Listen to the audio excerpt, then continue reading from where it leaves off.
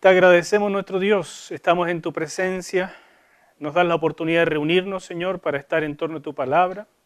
Y te damos gracias, Señor mío, porque podemos abrirla con libertad, podemos estudiarla. Y ahora en este curso del Nuevo Testamento yo te ruego, mi Dios, que nos guíes, porque tu palabra es para nosotros el camino que nos dejaste para conocerte. Y ese es nuestro objetivo, que tú te hagas presente, que tu gloria resplandezca delante de nosotros, que podamos conocerte, comprenderte y servirte mejor. Te lo pido, Señor, con gratitud, en el nombre de Jesús. Amén. Clase número 2. Llevamos solamente 2 clases, más la introducción, y ustedes se fijan que ya estamos juntando bastante material, entonces no se queden atrás. Empezamos con esta lámina, donde quiero hacerles un resumen. Todo esto está en los anexos de su curso Introducción a los Evangelios, el libro que ustedes tienen que tener. Pero acá lo resumo. ¿De qué se trata esto? Mostrarles que en la época en que se escribieron los Evangelios, comenzó a surgir también otra literatura. Un poco después, no al mismo tiempo, un poco después. Pero esa literatura empezó a competir con lo que nosotros llamamos evangélicos canónicos, o sea, los 4 evangelios aceptados por la iglesia temprana como aquellos que son parte de la Escritura. Y esta competencia, este surgimiento de otras ideas, de otros movimientos, de otras herejías, hizo que fuese necesario definir el canon del Nuevo Testamento. Y ese es un gran tema. Está resumido en uno de los anexos, en un artículo, en uno de los anexos del libro, el tema del canon del Nuevo Testamento.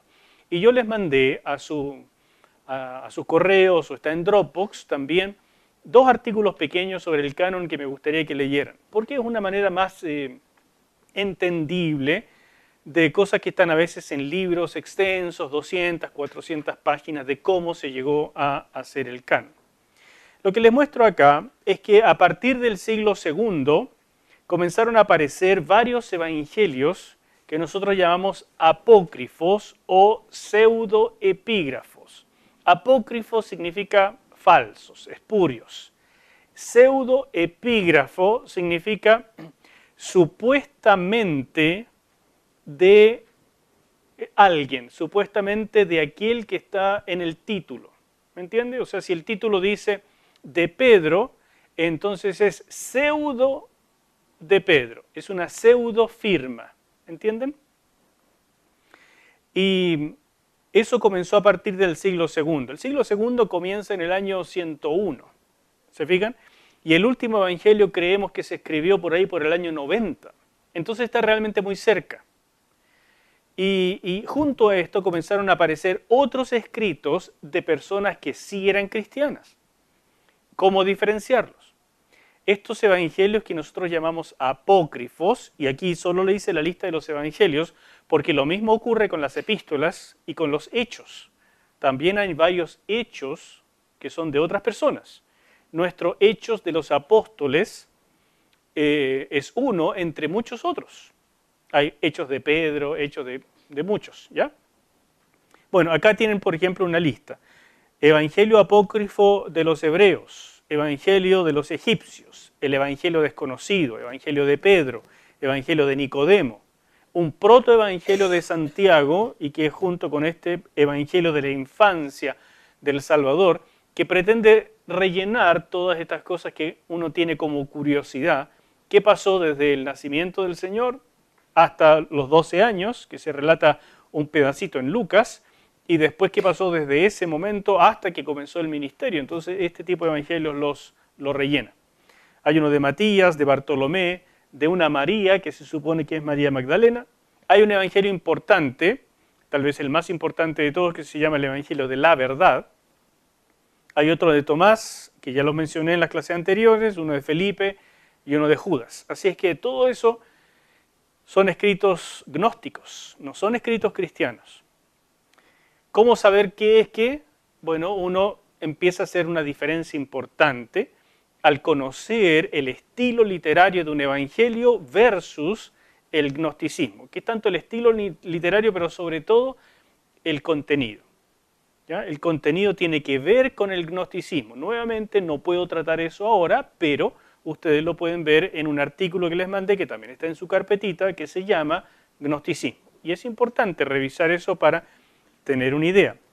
En el siglo II también empezaron a aparecer los escritos cristianos, que se llamaron los padres apostólicos, ¿ya?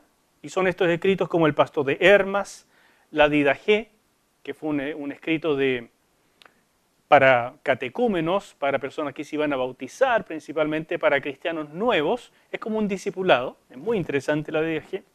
El discurso a Diogneto, la epístola a Bernabé. Clemente de Roma escribió una epístola a los Corintios, más o menos por ahí por el año 95, o sea, todavía en el siglo I.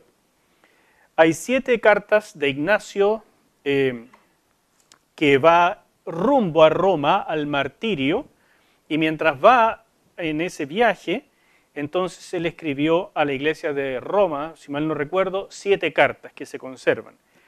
Y la epístola de Policarpo a los filipenses también es conocida. Son escritos cristianos.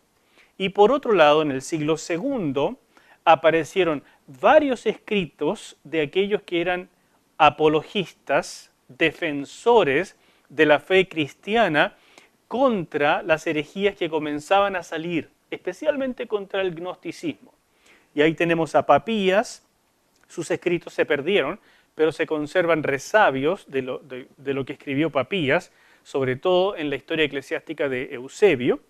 Está lo que escribió Jerónimo, sobre todo su traducción, pero eso ya del siglo IV.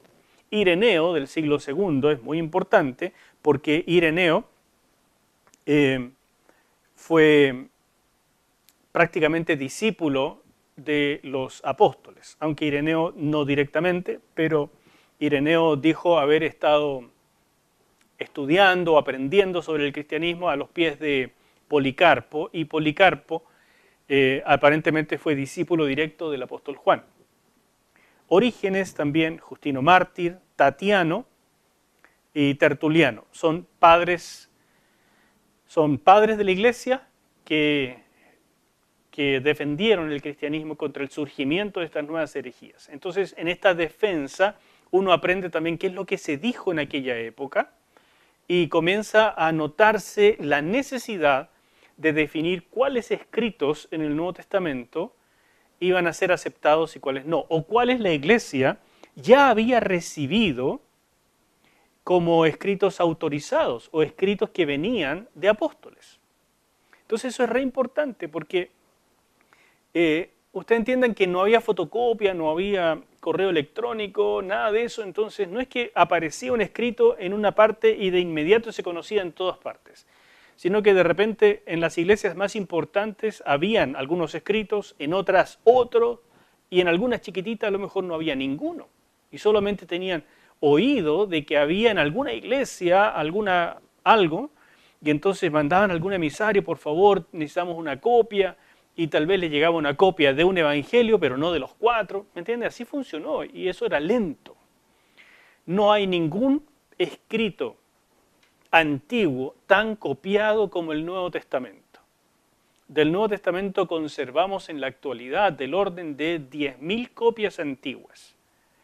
No todo, no completo, pero fragmentos, pedazos, libros, 10.000 de estas cosas. Y cuando hablamos de otro material antiguo, como de la misma época, lo que conservamos son 4 copias, 5 copias, a lo mucho 10, si muy generoso, contra 10.000.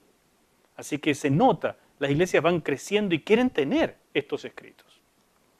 Eso produjo entonces la necesidad de la formación del canon. Canon es una palabra que ustedes deben conocer. La palabra tiene un significado común, como se usaba en el diario, por así decir, y significaba simplemente una vara para medir. ¿No es cierto? Es como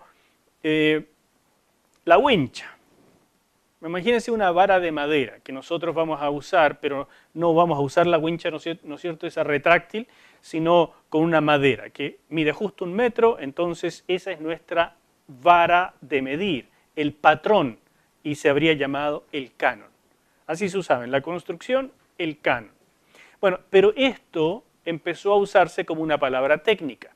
En el sentido ético, adquiere el significado de una norma o una regla de conducta, así como la palabra patrón para nosotros, ¿verdad? Originalmente patrón significaba algo así como una medida estándar, pero empezó a usarse en su sentido ético también. Y posteriormente la teología lo atrapó, este término, y lo usó para referirse a los libros, a los escritos que se consideran inspirados por Dios y por lo tanto, palabra de Dios. ¿Soy claro? ¿Por qué fue necesario establecer el canon? Si al final de cuentas estaban los apóstoles, ellos predicaban, eran los testigos, entonces ¿para qué la iglesia necesitaba el canon? Yo creo que ustedes se lo imaginan. Cuando los apóstoles empezaron a dejar de estar porque iban muriendo, vale decir hacia fines del siglo I, resulta que nos quedamos con un montón de escritos. Algunos dicen ser de los apóstoles, otros también alegan ser, pero algunas iglesias dicen, este yo sé que es de Pedro, este yo sé que viene de Pablo, pero este no estoy seguro, más bien creo que no, y entonces las iglesias comienzan a disputar y por lo tanto es necesario la presencia de sectas, de herejías, como el marcionismo, montanismo y otros movimientos paganos como el gnosticismo, el maniqueísmo y otros más que hubo en esa época, hicieron que la iglesia, sobre todo desde el siglo II en adelante, se viera enfrentada a la necesidad de definir qué era adecuado, qué era sólido, apostólico, qué era canon. ¿Me explico?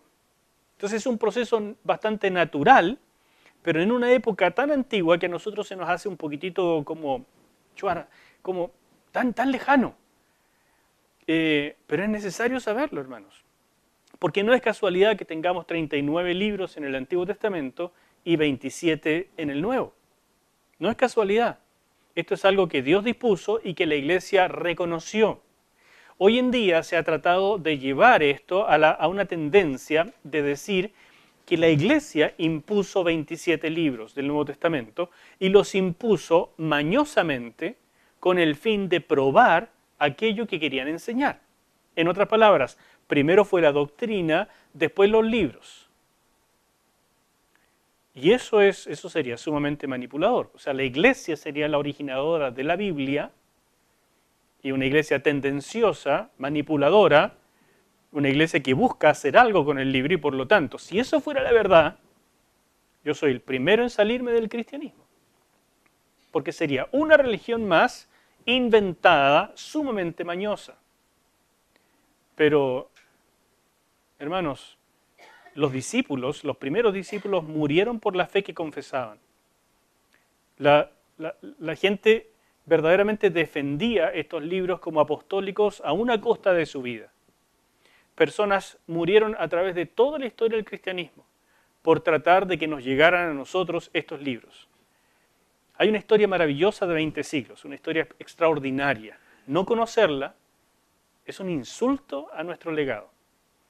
Y siento con mucha tristeza en mi corazón que la iglesia evangélica actual es tan inmediatista que lo que quiere es venir a la iglesia para que a través de poder de Dios se le solucionen sus problemas, que no le importa mucho si esta es una religión verdadera, no le importa si la Biblia es realmente inspirada, no le importa básicamente lo que se diga adelante, sino que alguien le ayude con lo que necesita.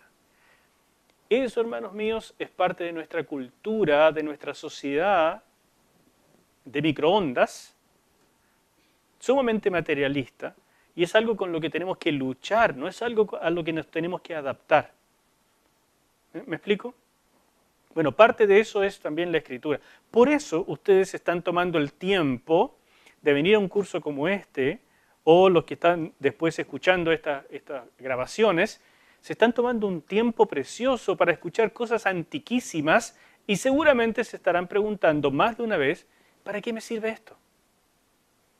Y mientras lo vamos tejiendo, yo espero que al final les quede muy claro esto realmente me sirvió, me produjo una base, una cosa tan sólida que no me lleva a perder el tiempo ni siquiera al explicarlo, sino que me lleva a amar la Escritura y a tener confianza en que lo que enseño realmente viene de Dios. Ese es mi interés, por eso hacemos una escuela ministerial. Esta no es una escuela de teología. Lo que les enseño es mínimo de teología, hermanos queridos. No vale la pena para un curso de teología. Lo que les enseño es el mínimo del mínimo para decirles, estas son sus bases, sus raíces, sobre esto construyan la fe de la gente. ¿Ya? Continuando con esto del canon, permítame decirle muy rápidamente contra qué lucharon los padres apostólicos. Y voy a hacer una nota sobre el gnosticismo. Les recuerdo que no era la única corriente filosófica o de enseñanza que había en el siglo II y de ahí para adelante. Algunos piensan que el gnosticismo comenzó incluso hacia fines del siglo I y que tal vez el apóstol Juan en sus cartas ya comenzó a luchar contra el gnosticismo. Yo tengo mis dudas sobre eso, pero es posible. Yo creo que el fuerte del gnosticismo comienza por ahí, por el 130 después de Cristo en adelante. ¿Ya? Pero los padres de la iglesia más importantes que lucharon contra el gnosticismo son estos que están acá. No voy a leer todo esto, ustedes lo tienen en sus anexos, es solamente un repaso. Justino Mártir, Ireneo de León, Clemente de Alejandría, Orígenes de Alejandría también, y Epifanio de Salamina, en Chipre, fueron los principales oponentes de los gnósticos y conservamos sus escritos donde se aprecia esta lucha a nivel de ideas. ¿Ya? Algunas de las observaciones de los padres, especialmente las de Ireneo, fueron confirmadas en documentos gnósticos que fueron encontrados en Nag Hammadi, en Egipto. Nag Hammadi es una biblioteca de libros que se encontró en Egipto, en el Alto Egipto, o sea, hacia el delta, que estaba escondida, ¿no es cierto?, oculta. Los arqueólogos de repente la encontraron en 1945, o sea, no hace mucho, y encontraron esta biblioteca que había varios escritos, no gnósticos, gnósticos y algunos supuestamente gnósticos cristianos. Había de todo. Y se comenzó la traducción. Recién en el año 1956 se terminó la traducción del Evangelio de la Verdad que se encontró allí, supuestamente atribuido a un gnóstico famoso, un maestro que vivió en Roma llamado Valentino. Esta biblioteca permitió entender contra qué luchaban los padres de la iglesia. Porque hasta esto prácticamente teníamos los escritos de los padres donde rebatían ciertas cosas que nosotros no podíamos saber contra qué luchaban. Pero de pronto se descubrieron los documentos donde salen las ideas contra las que ellos luchaban. Así que esta biblioteca ha sido genial para el estudio de la patrística, se llama, toda esa escuela de estudio de los padres antiguos, de los primeros, por así decir, herederos de los discípulos. Y eso ha sido genial. Fíjese que en el año 77 recién se terminaron de traducir al inglés más o menos 51 tratados de esta biblioteca, por eso se le llama así, porque son mucha cantidad de códices en copto. ¿Saben lo que es un códice? Un códice es la primera forma de los libros. Al principio se escribía en tablillas, después se escribió en papiros. Y estos papiros se pegaban unos con otros y se hacían rollos, ¿ya? Pero es muy incómodo. Entonces se le ocurrió a alguien poner papiros y pegarlos por un lado y hacer una especie de libro y coserlo. Pero los papiros duran poco. Entonces alguien dijo, ¿y por qué no lo hacemos con pieles de animales? Entonces trabajaban el cuero, lo hacían muy fino y sobre este cuero ya muy refinado escribían con tintas lo mejor posible y después lo cosían por el borde y tenemos un libro muy primitivo que eso se llamaba o se llama todavía un códice. ¿Me entienden? Eso dura bastante, mientras los papiros no tenemos prácticamente nada tan antiguo. Hay fragmentos chiquititos que se han conservado porque el papiro se va deshaciendo con el paso del tiempo, pero los códices duran bastante. ¿Me entienden? Entonces se encontraron estos códices escritos en copto. El copto es una forma de egipcio, pero que se escribe con el alfabeto griego. Entonces es mucho más sencillo que los jeroglifos egipcios. Todas esas cosas los estudian los arqueólogos y toda esta gente que son eruditos de otra cosa, ¿no es cierto? Eso, usted no va a ver uno de esos en la iglesia. Están en las universidades, estudian cosas viejas, pero lo que descubren nos ayuda. Igual lo que descubren, una cosa es el hecho, otra cosa es la interpretación que le dan a lo que descubren. Y ahí es donde vienen después los estudiosos. Bueno, maestros gnósticos más conocidos, ya por esta biblioteca y por las luchas de los padres, son estos. Simón de Samaria es posiblemente el más conocido de todos. Ese mago con el que estuvo luchando Felipe y después Pedro, que se ven Hechos de los Apóstoles, ese mismo después se instaló en Roma y según la leyenda, porque no se puede saber 100% si es cierto, él tuvo serios encuentros con Pedro en Roma y fue también derrotado. Según la tradición, este Simón tuvo un discípulo que se llamó Menandro, que también fue muy importante en Antioquía. Hay otro que se llamó Saturnino, otro Cerinto, Basílides. Marción del Ponto es otro que se considera medio gnóstico, pero tenía algunas cosas un poco diferentes. Y fue tan importante Marción por fundar una iglesia paralela al cristianismo y tuvo tanto éxito que fue un verdadero desafío para el cristianismo y mucho de lo que se escribió fue para rebatir las ideas de Marción. Fíjese, trabajó en Roma del año 137 al 144 y en esos pocos años hizo un tremendo impacto. Y mucho de lo que se ha escrito en esta época es para rebatir a Marción. Así que vale la pena conocer este tipo de cosas.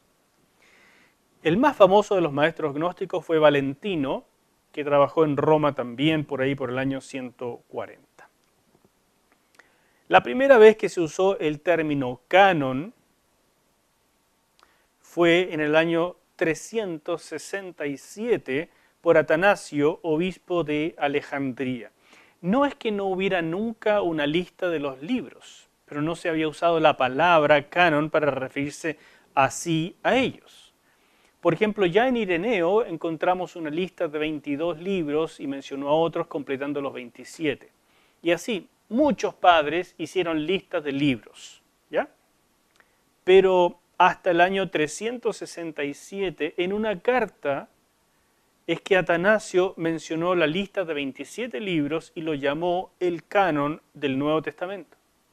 Y esto fue ratificado primero en forma parcial en el concilio de la Odisea en el 363, después en el de Hipona y finalmente ratificado oficialmente en el concilio de Cartago en el 397, o sea, hacia fines del siglo IV. Es que el canon del Nuevo Testamento por fin se estableció como algo final. ¿Me explico? ¿Se entiende? La inclusión en el canon de ciertos documentos solo representó el reconocimiento eclesiástico de una autoridad ya inherente a ellos. En este sentido, la Iglesia no formó el canon, sino que lo descubrió o lo proclamó. Y se usaron entre varios otros criterios, ustedes van a ver en lo que está en los anexos de su libro del curso, van a ver algo un poco más profundo probablemente, pero aquí se lo resumo en los tres criterios que se usaron primordialmente para decir qué libros eran parte del canon y cuáles no. Lo primero es la atribución a un apóstol. si el libro escrito se podía atribuir a algún apóstol, con cierta certeza. Igual hubo excepciones, porque Marcos y Lucas no eran apóstoles, pero tenían una relación clara con apóstoles. Pero Pablo fue un apóstol que él mismo dijo que era apóstol por las características que tenía, y la iglesia lo reconoció así, pero no era del grupo de los 12. ¿Se fijan? Y Hebreos, el libro a los Hebreos, es anónimo. Todavía no se sabe quién fue el autor. Y la carta a Santiago se atribuye a Santiago, el hermano de nuestro Señor Jesús, que se le dio el título, por así decir, honorífico de apóstol, pero no era del grupo de los 12 tampoco. ¿Se ve? Entonces, este criterio era muy importante en cuanto estuviera ligado al trabajo apostólico de manera clara, pero no necesariamente todos fueron hechos por apóstoles. El uso eclesiástico fue una norma muy importante también, o sea, un reconocimiento de las iglesias prominentes o de una mayoría de las iglesias. Con el paso del tiempo, el cristianismo se asentó en varios lugares prominentes. Por ejemplo, obviamente en Jerusalén, donde nació. Después otro en Antioquía, donde fue la primera iglesia misionera. Después Roma, un centro muy importante. Y también en Alejandría, en Egipto. Esos centros contuvieron entonces también la mayor autoridad y recibían estos libros, y por supuesto los discípulos, que ahí se les llamaba obispos porque eran muy importantes, tenían algo que decir. Y eso fue pasando y pasando con el tiempo. De manera que ese reconocimiento fue muy importante. Y el último es que el libro estuviera conforme con las normas de sana doctrina. La doctrina que salía de los mismos libros. Entonces, la doctrina que ya había sido aceptada por la iglesia a partir de la primera iglesia, de los primeros, de lo más antiguo posible, y que esa doctrina surgía primero del testimonio oral, de la enseñanza oral de los apóstoles, y que después quedó plasmada en los libros del Nuevo Testamento, esa doctrina se comparaba con todo escrito que pretendiera ser canónico. Y si el escrito se salía de esa línea, ese era un criterio para decir no corresponde como escritura. ¿Se entiende esto? Pero quiero que sepan que esto es un proceso bien posterior. O sea, la iglesia no inventó estos libros, pero cuando la iglesia comenzó, y ustedes se dan cuenta que creció, pero como pólvora, imagínense que con el primer discurso de Pedro, se convirtieron en 3.000 personas. Solo imaginen la cantidad de iglesias que eso significó, porque las iglesias no tenían más de 20, 30 personas. Entonces, casas, iglesias por toda Jerusalén. Las personas saliendo a otras partes. Felipe se fue a Samaria, miles se convertían. Entonces, solo imaginen la cantidad de movimiento. Primero el testimonio oral. Después los discípulos dejaban algo por escrito, ¿ya? Y partían para otro lado. Y entonces quedaba eso, que esto lo escribió tal y esto lo escribió este otro, y entonces se lo compartían. No, al principio es un enredo. Si no está el Espíritu Santo acá, el enredo habría sido espantoso. Pero se fue conservando todo esto, se fue conservando. Y finalmente, hacia el siglo IV, recién se vio la necesidad completa de establecerlo, por esta lucha que se venía sosteniendo desde el siglo II contra herejías. ¿Se entiende el proceso? Es mucho más complejo, detallado, y se tienen muchísimos datos históricos que harían muy bien en trabajar y estudiar. Yo les estoy dando un resumen y probablemente alguien de la iglesia en la congregación no va a requerir más información de lo que yo les estoy dando ahora. ¿No es cierto? Si ya a ustedes a lo mejor los pongo a dormir con esto, ¿ah? Entonces la gente no va a querer más, probablemente. Pero ustedes que están estudiando para ser ministros necesitan conocer esto con un poco más de profundidad, con un poco más de detalle y manejarlo por lo menos tan resumidamente como lo estoy haciendo yo ahora, para que tengan una respuesta.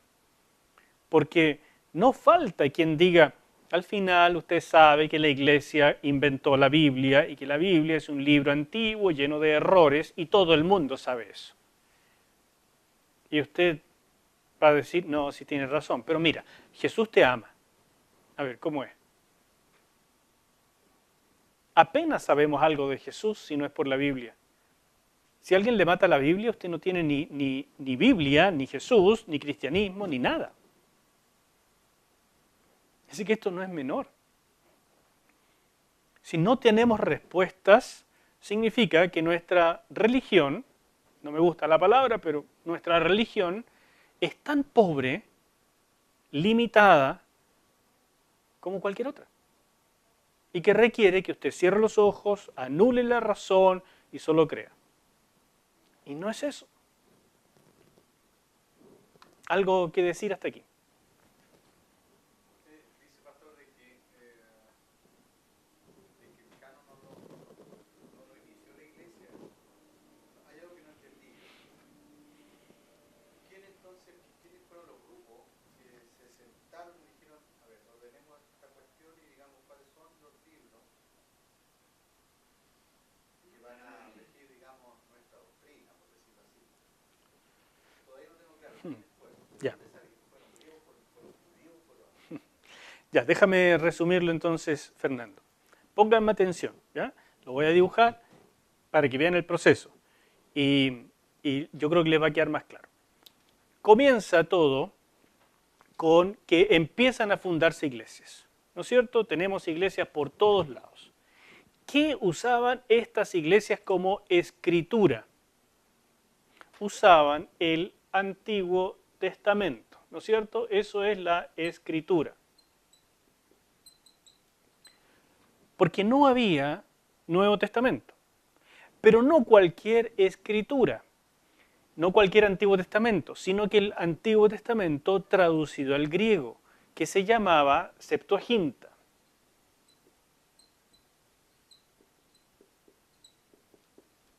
Resumido LXX porque se le llamó la versión de los 70.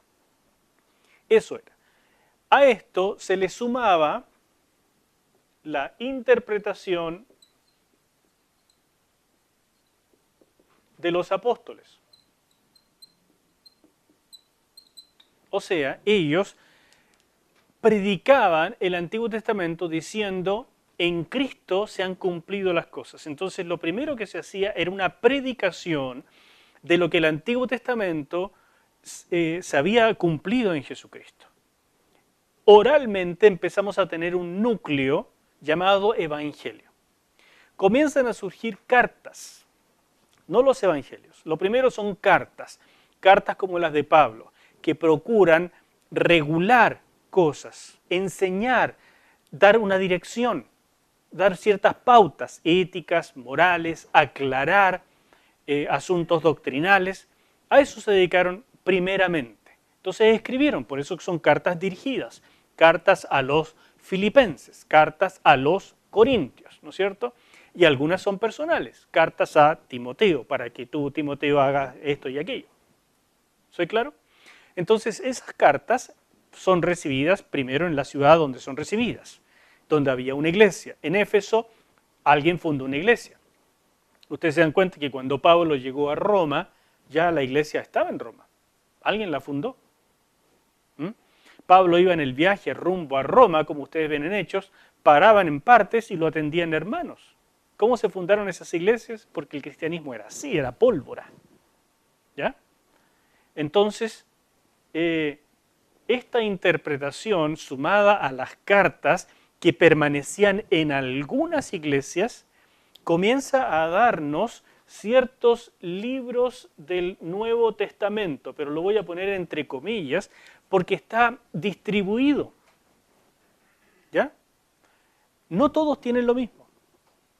Pronto los apóstoles empiezan a morir, entonces este Nuevo Testamento ya no contiene solo cartas, sino también los evangelios. Pero a lo mejor una iglesia tenía el de Mateo, otra tenía el de Marcos, y algunas muy pocas, probablemente estos grandes centros, tenían los 4. Y pronto, muy pronto, esto comenzó a coexistir con otras herejías. Imagínense que Pedro, en el libro de los Hechos, ya discute con un mago llamado Simón, que se cree fue uno de los grandes maestros gnósticos. Entonces, esto se empezó a mezclar muy rápidamente. Y en esta mezcla empezamos a tener que está el Nuevo Testamento más otros escritos. Entonces en la iglesia, a lo mejor una iglesia tenía 20 libros del Nuevo Testamento, si era una iglesia poderosa, son 20 copias y eso es muy caro. Entonces no tenía los 27, pero tenía 20 más 5 otros.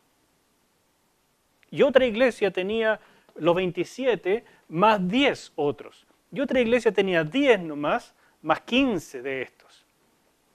Entonces es un enredo. Y este enredo doctrinal, por supuesto, estaba ahí, pero alguien tenía que empezar a desenredar esta madeja. Entonces las iglesias empezaron a preguntar cuáles son realmente apostólicos y cuáles tenemos que rechazar. Y por supuesto, los presbíteros le empezaron a preguntar a los obispos y empieza la función de los maestros, que siempre ha sido así en la iglesia. Los maestros son los encargados de examinar, de ver, todas estas cosas, y finalmente se empiezan a hacer pronunciamientos, pero todo esto comienza un poco artesanalmente por ahí por el siglo II. Y esto ya empieza a ser seguramente, esto estoy inventando porque no sé exactamente, pero a vox populi. Estos son, estos no. Y en algún minuto, la iglesia, y como les dije, en el siglo IV, ¿ya? En los concilios que les mencioné, que están ahí, dice, ¿sabe que esta cuestión ya pongámosla bien? ¿Por qué? Porque en el siglo IV se convirtió Constantino. Y cuando el cristianismo se volvió la religión oficial del Estado de Roma, que no fue al principio del siglo IV con la conversión de Constantino, sino al final, pero en ese periodo, el emperador dijo, ¿sabe qué? Esta cosa ya es una chacota porque hay obispos que tiran hacia un lado, obispos que tiran para otro, está el arrianismo aquí, están los trinitarios, están los que no quieren ser trinitarios, están los que bautizan niños, los que no quieren bautizar niños, están, o sea, este enredo, alguien que me lo corte, porque el cristianismo, que debió ser para unidad del imperio, me lo está desuniendo. Así que necesito un pronunciamiento oficial de la iglesia. Así que también la influencia gubernamental influyó en pronunciamientos, que no significa que la iglesia no lo supiera antes. Pero cuando la iglesia hizo pronunciamientos, se llaman concilios. Y de esos concilios es que guardamos o conservamos hasta hoy documentos oficiales. ¿Soy claro? Eso es en el siglo IV y allí entonces apareció el canon. Pero insisto, el canon es un reconocimiento de lo que ya mucho antes se reconocía. No fue una invención, ni fue antojadizo, demoró. Hubo muchas discusiones para ver cuáles sí y cuáles no. ¿Soy claro ahora? ¿Se entiende mejor? Genial. Un par de cositas más y nos vamos a un descanso. El método crítico. Ustedes ya tienen que haber escuchado esta palabra, yo la he dicho, la leyeron en los libros, etc. El método crítico, ¿qué es este método crítico? En el siglo XIX se acentuó el ataque sistemático a la escritura por el surgimiento de este método crítico en las universidades europeas. Y este método crítico es sin duda herencia de la Ilustración y del idealismo alemán. El idealismo es una filosofía. Mucho de esto se desarrolló en las universidades alemanas. Por eso, la gran cantidad de nombres de corte germano que ustedes pueden ver en teología, todavía hasta hoy, y son las primeras influencias y mayores, tanto para bien como para mal. Han surgido obras de investigación extraordinarias para el avance del cristianismo, del estudio bíblico desde Alemania, y han surgido los ataques más feroces contra la Escritura también de Alemania. Pero no son los únicos. También Gran Bretaña, Francia, ¿no es cierto?, en España, y después todo esto llegó a Estados Unidos, y en Estados Unidos se terminó de chacrear la cosa. Pero en Estados Unidos también comenzó el proceso para tratar de revertirlo. Y nosotros somos herederos de las misiones que vienen de Estados Unidos, tratando de revertir este proceso crítico que comienza en el siglo XIX. ¿Ya? El método crítico en sí no es malo. Es hacer preguntas inteligentes y necesarias para el estudio de la Biblia. Así se ve hoy. Pero cuando esto surgió, era espantoso que alguien se preguntara, ¿esto realmente viene de Marcos? ¿Esto realmente fue escrito por alguien que estuvo con un apóstol? ¿Esto realmente lo escribió Pablo? ¿Será que existe tal cosa como la inspiración? ¿Hay Espíritu Santo? ¿Jesús es una persona real o fue inventada por la iglesia? Esas preguntas ya mañositas y tendenciosas produjeron mucho daño cuando por 18, 19 siglos la gente nunca se preguntó eso. Se daba por hecho. Era como que todos sabemos que así es. Y alguien lo preguntó y entonces le pasó lo que a veces nos pasa a nosotros. No sé, no tengo cómo responderte. Y entonces la gente simplemente respondía, bueno, como ustedes son ignorantes, yo que tengo algunos estudios les digo que no es originario esto de Pablo, está lleno de errores, es muy diferente, y la iglesia literalmente en el siglo XIX se partió. ¿Ya? Pero el método crítico en sí no es malo. Hoy en día lo vemos así porque es necesario para hacer un buen estudio, para hacer una buena exégesis de la Biblia. Sin el método crítico, básicamente lo que nos queda es enfrentarnos a la Biblia y decir, ¿qué siento? ¿Qué me dice el pasaje? Pero eso no es muy serio al tratar de descubrir el propósito original del autor y el propósito original de Dios a través del autor. Por lo tanto, si nosotros mantenemos nuestra perspectiva sobrenaturalista, o sea que creemos en Dios y que creemos que existen los milagros y la encarnación de Cristo y todo eso, podemos usar la crítica y la llamamos investigación, porque la palabra crítica suena pesado, ¿no?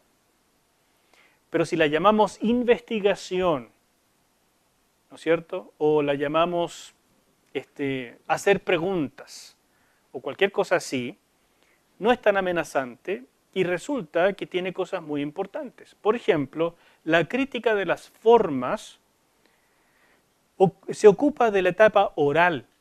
¿Cómo se transmitió? ¿Fue precisa esa transmisión?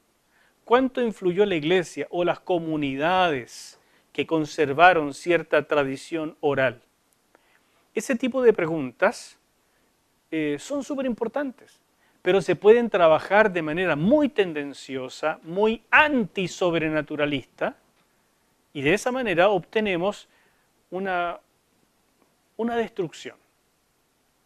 La crítica de las fuentes o de los documentos, crítica documentaria se llama también, investiga qué fuentes usaron los escritores para compilar sus libros o su evangelio en este caso. Es importante saber eso. Más adelante les voy a contar por qué es importante saber las fuentes. Yo creo que, salvo un curso como este, la gente nunca se pregunta eso. A mí me parece muy curioso, pero la gente del siglo XXI llega a la iglesia, le dicen, abra su Biblia en Marcos, y la gente abre la Biblia en Marcos y dice, Marcos, ok, oh, qué interesante, hay otro que se llama Evangelio, también son 4, mira qué interesante, hay 4. Y cuando mucho a alguien se le ocurre preguntar, pastor, ¿por qué son 4? Y el pastor dice, porque son 4. Ah, ya, está bien. Y ahí quedamos. Pero nadie se le ocurre preguntar, parece, ¿y por qué 4? ¿Por qué no 5 o 10 o 12? ¿O por qué no hay, cómo se formaron? ¿O hay interdependencia? Porque sabe que yo los leí ya y son reparecidos, pero al mismo tiempo son diferentes.